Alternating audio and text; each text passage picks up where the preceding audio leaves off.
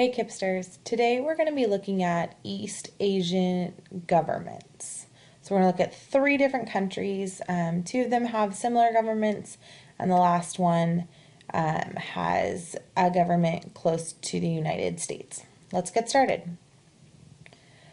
So the first government we're going to look at is China. So in our guided notes, we can go ahead and start filling in the information about China. Communism in China limited many human rights, including the right to have more than one child, which was called the one-child policy, and the right to protest against the government or have freedom of speech.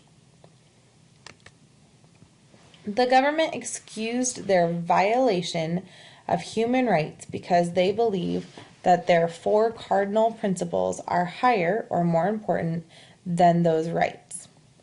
So the government came up with four principles that helped them decide how they were going to rule the country, and they said that they were more important than the rights of the people.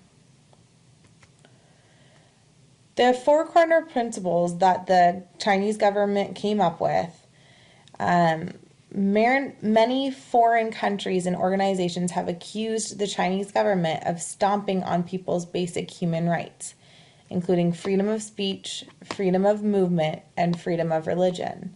So these four cardinal principles take away from the rights of human beings. The Chinese do not believe in this definition of human rights, though. So they don't believe that the freedom of speech, freedom of movement, and freedom of religion are rights that we have as human beings. They say that the four cardinal principles are held higher or more important than those rights for people. The first principle is the principle of upholding or keeping the socialist path.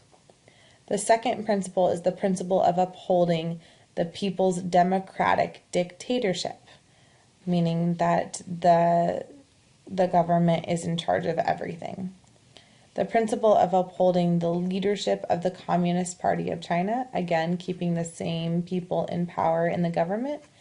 And the principle of upholding Marxist-Leninist Mao Zedong thought. So those are a group of people that created the communism and dictatorship and socialism in China that they live by. So they want to make sure that they're still continuing to think the same as those people. These four topics could not be questioned. So the socialist path, democratic dictatorship, the leadership of the Communist Party, and upholding Marxist-Leninist Mao Zedong thought.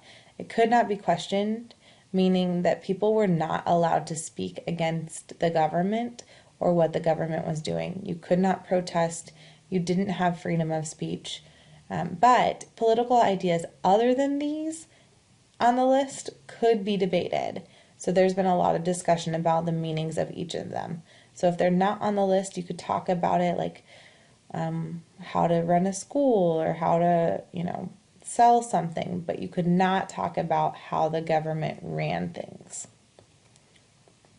Another government that's really similar to China's was North Korea. North Korea is another example of a hard line, meaning just a very strict communist government that limited the rights and freedoms of its people.